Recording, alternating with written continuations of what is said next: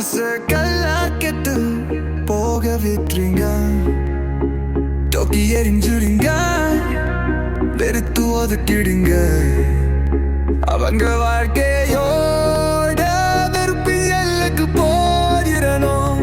நீங்கள் அவர்களிடம் அன்பிற்கு பிச்சை எடுத்தீர்கள் என்றால் அவர்கள் உங்களை மிகவும் கேவலமாக நடத்துவார்கள்.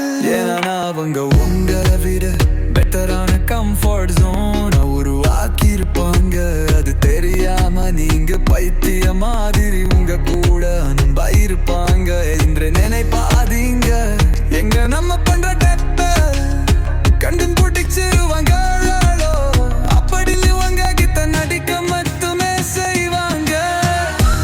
ஒரு நாள் உங்களின் பொழிய மட்டுமே பேசுவவங்க போன்று அவங்களுக்கும் நீங்க முக்கியமான ஒழுங்கலாடுவங்க.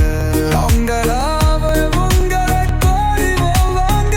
வரல்லமா தோழன் போட என்றவங்கள இருப்பு படிக்கிறவல்ல எங்க பயணம்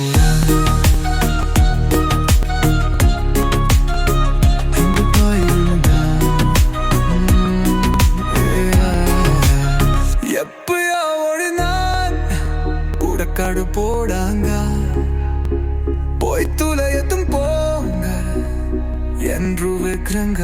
உங்களுக்கு அவங்க பொக்கிசமா தெரிஞ்சாலும் அவங்களுக்கு நீங்களும் உங்க பாசமும் குப்பையாதா தெரியும். சாக்கடையில் உறவி கொண்டிருக்கும் ஒருவருக்கு சந்தனத்தால் அபிஷேகம் செய்தால் மட்டும் படுக்குமா என்ன?